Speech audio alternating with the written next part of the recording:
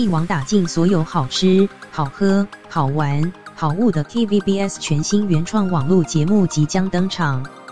由一姐、车评最受欢迎、懂车又懂玩的城市玩家，以及帮大家避开雷区的扫雷队长，最佳阵容带网友们疯玩去。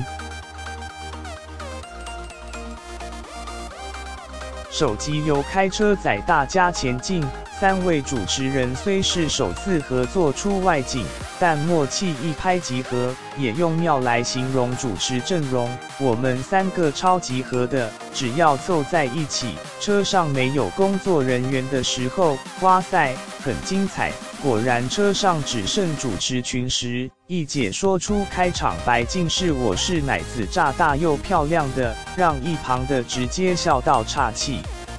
原本觉得是酷哥，因为介绍车子时很专业。没想到虽然外表冷静帅气，但却有自己专属的黄色幽默，让都快招架不住。像是有次吃美食时发出赞叹声就在一旁帮出状声词，让吉卓想报警，不停翻白眼的说你们这些爸爸也稍微正经点。而只要出外景就化身大食怪，因为一整天节目录影下来已经吃完好几轮，但收工后他私下还会揪大家一起去夜市吃东西，但常常大家肚子都撑到无法履约，因此只有他自己去吃宵夜。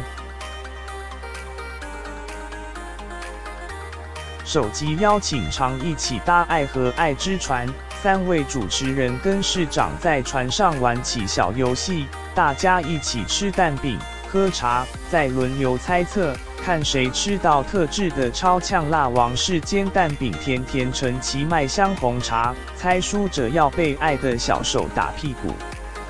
3位主持人一致认同韩市长玩游戏时演技超好，就算喝到苦茶也面不改色，本人很有亲力，让韩市长笑着表示，我本人比较秀气，比较年轻吧。市长还问其男朋友的姓，帮未来小孩取名前高升，祈愿小孩能再出生。首集主持人狂推到必吃巷仔内的葱肉饼、炒蛋饼、鸡蛋酥、白糖果等小吃，想知道在哪里吃？3斜线14期每周4晚间8点一定要锁定玩家粉丝团，还有机会跟主持人、扫雷队长即时线上互动。玩家粉丝团、玩家 YouTube 频道。